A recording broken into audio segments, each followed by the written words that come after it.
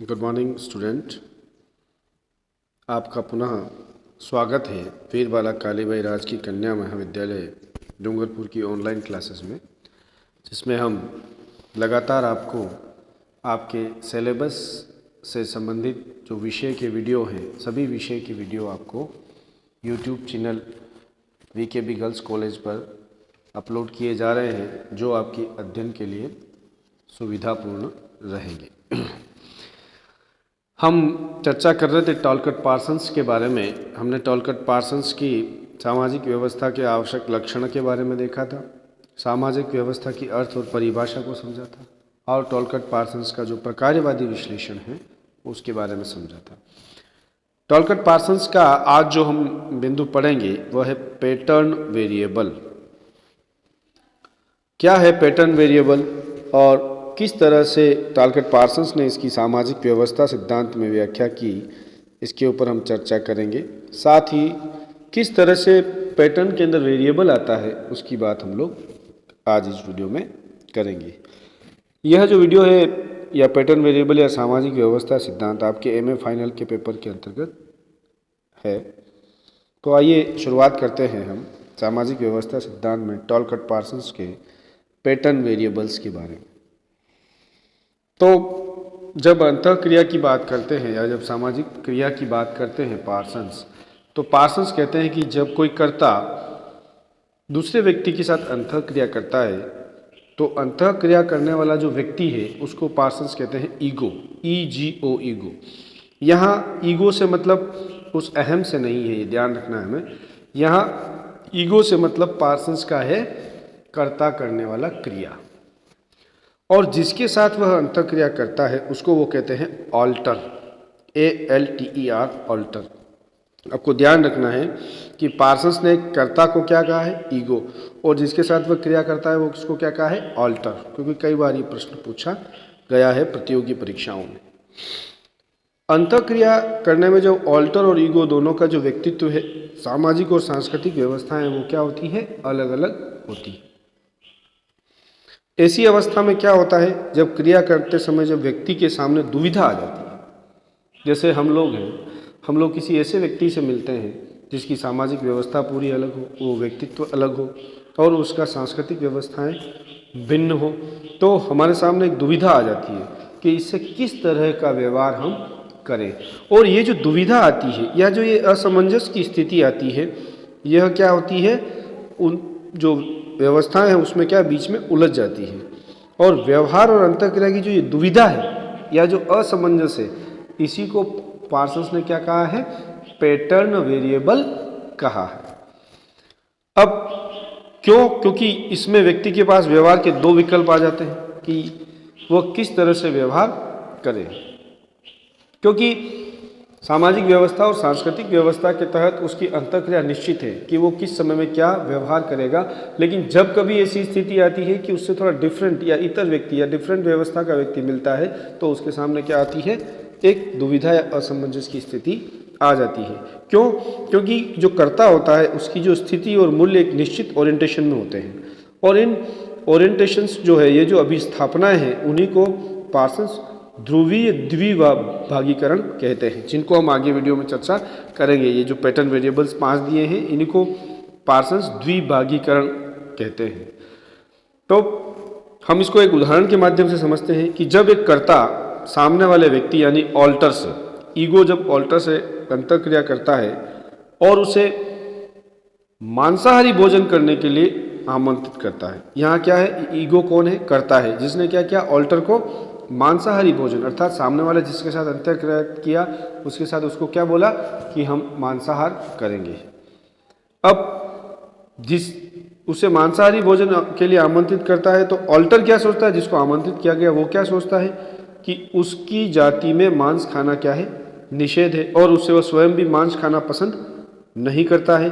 तो ऐसी स्थिति में ऑल्टर जो है वो मांसाहारी भोजन के प्रति दुराव रखता है। हो सकता है कि ऑल्टर की मांसाहारी भोजन के प्रति निकटता भी हो सकती है। कुल मिला के तात्पर्य यह है यहाँ पे कि अंतःक्रिया जो है वो क्या होगी, संस्कृति, मानक और मूल्य जो है उनके आधार पर होती है, और इन मानक और मूल्यों को ही पार्सन्स ने कि एक प्रकार का मूल्य और संस्कृति का द्विभागीकरण कहा है, और उसी को वो लोग उसको क्या कहते हैं, पैटर्न वेरिएबल कहते हैं। द्विभागीकरण या पैटर्न वेरिएबल के जो 5 सेट है उसके ऊपर हम चर्चा करेंगे। पैटर्न वेरिएबल का पहला जो सेट है वो है भावात्मक, ये बनाम भावात्मक तटस्थता या उदासीनता। इसको अंग्रेजी में अफेक्टिविटी या अफेक्टिव न्यूट्रलिटी। आइए समझते हैं हम लोग क्या होता है ये। तो आपने अपने आसपास भी 2 तरह के लोग देखे होंगे, एक जो बहुत इमोशनल होते हैं और एक बहुत विवेकी होते हैं।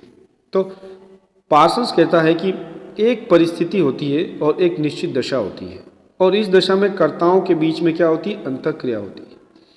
और ये जो अंतःक्रिया होती है, इंटरेक्शन होता है, परिस्थिति या दशा को देखकर कर्ता कई बार क्या होता है, भावात्मक हो सकता है, आवेश में आकर वो चिल्ला सकता है, हंस भी सकता है, रो भी सकता है, कई तरह की गतिविधियां वो कर सकता है। और इसके विपरीत ये भी हो सकता है कि कर्ता अपने किसी भी तरह के संवेग नहीं आए, वो अपनी भावुकता को दबा दे या संतुलित कर ले और एक विवेकपूर्ण व्यवहार करे।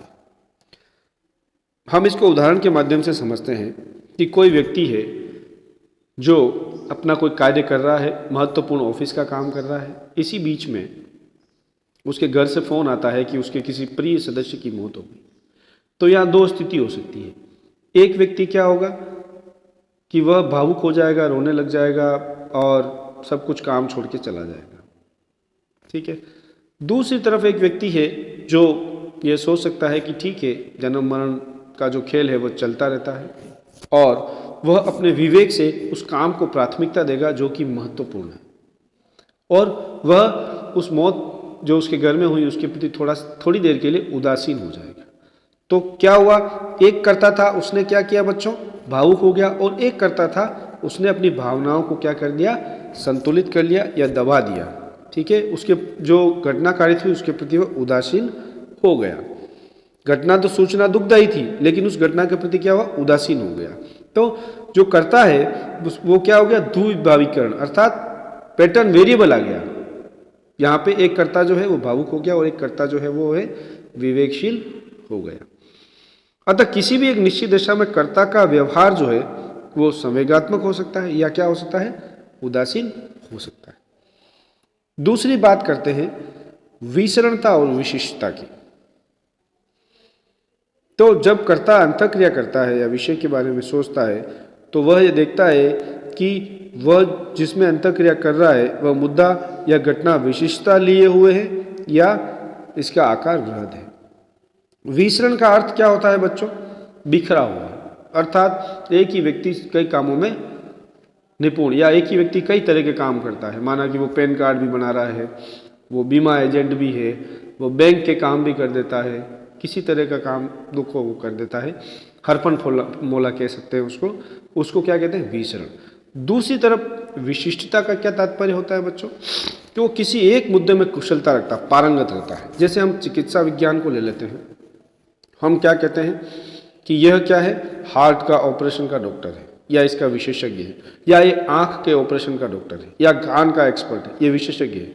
दूसरे शब्दों में हम कह सकते हैं कि जब कोई कर्ता का अभिस्थापन अर्थात ओरिएंटेशन उस क्षेत्र में विशिष्टता लिए होता है तब वह उसी के अनुरूप काम करता है और उसी क्षेत्र में अपने आप को केंद्रित करता है।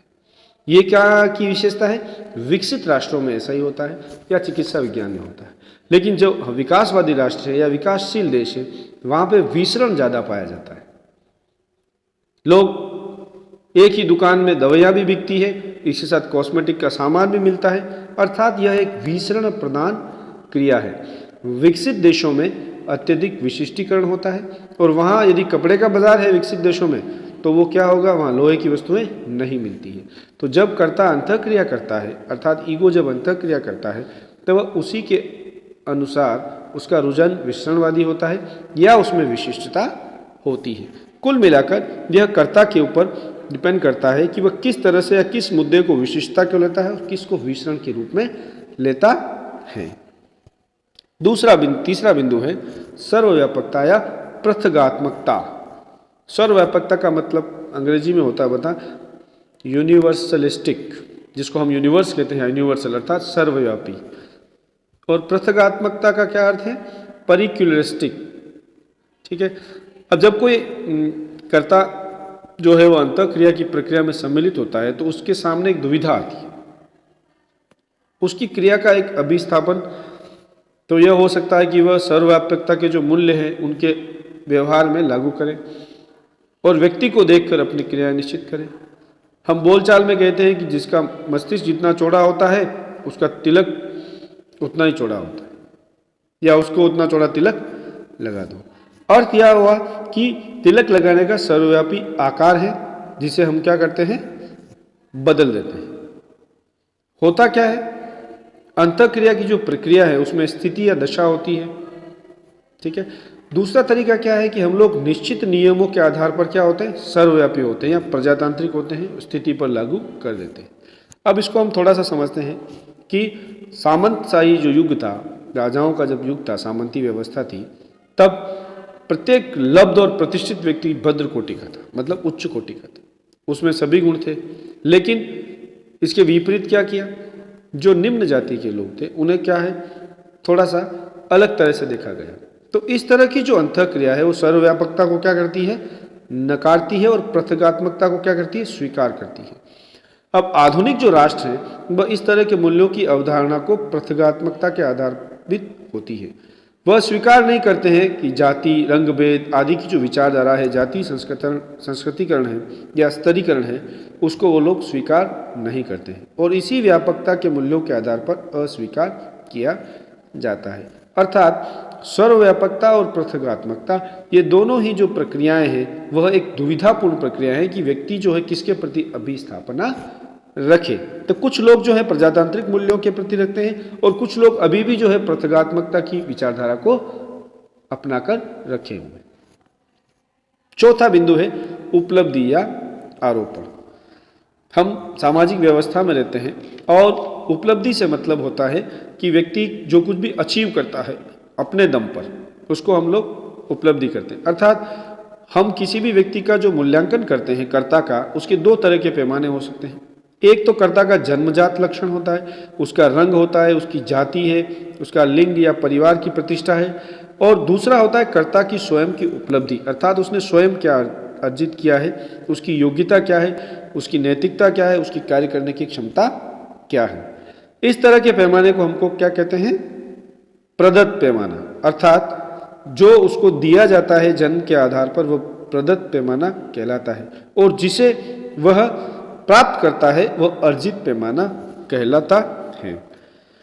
धरोहर के रूप में जो चीज प्राप्त हुई है वह प्रदत्त हुई, और दूसरा पैमाना है कर्ता की स्वयं की उपलब्धि, अपनी क्षमता और योग्यता को के आधार पर उसने रात दिन एक कर दिया है और उसने क्या किया है? उसे अर्जित किया है।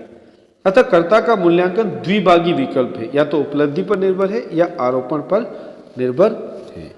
अब इसमें हम एक उदाहरण के माध्यम से समझते हैं। इसको सिर्फ मात्र उदाहरण समझना बच्चों, मैं समझाने की दृष्टि से कह रहा हूँ कि एकलव्य था। एकलव्य का नाम सुना होगा आपने, एक दृष्टांत है महाभारत कि एकलव्य जो है वो द्रोणाचार्य का धनुर्विद्या उसको क्यों नहीं दी द्रोणाचार्य ने? सिर्फ इसलिए कि वह क्षत्रिय नहीं था, केवल एक आदिवासी बालक था, इसलिए उसको क्या मिली? उसको धनुर्विद्या नहीं मिली। हालांकि बाद में उसने उसको गुरु मानकर और धनुर्विद्या में निपुण हो गया। लेकिन यह कहने का मतलब है कि एकलव्य को वो उपलब्धि इसलिए हासिल नहीं हो पाई क्योंकि उसके पास वो प्रदत्त शक्तियाँ नहीं थी जो कि उसको जाति के आधार पर मिलनी चाहिए थी। कुल मिलाकर यह एक द्विभाग हो गया, दो भाग हो गए कि कर्ता जो है उसको किस तरह का व्यवहार करना चाहिए और नहीं करना चाहिए। इसी तरह से एक महाभारत में कर्ण का दृष्टांत भी आता है जिसमें वह उसको सूत पुत्र अर्थात उसको मतलब क्षत्रिय नहीं माना गया था और क्षत्रिय के लिए जो शिक्षा दीक्षा थी उससे उसको वंचित रखा गया था। कुल मिलाकर ये जो द्विभाग है, प्रदत्त परिस्थिति और अर्जित परिस्थिति, ये व्यक्ति को असमंजस या विरोधाभास वाली स्थिति में डाल देते हैं। अगला बिंदु है स्व अर्थात सेल्फ और सामूहिकता अर्थात कलेक्टिविटी। जब कर्ता अंतःक्रिया की प्रक्रिया में एक और समस्या स्वयं के हित की और एक दूसरी समाज से जुड़ी हुई, अर्थात एक तरफ तो उसके खुद के हित जुड़े हुए, दूसरे समाज के हित जुड़े हुए, तो जब व्यक्ति को क्रिया करनी होती है तो वह इस क्रिया में मूल्यांकन की कसौटी पर रखता है।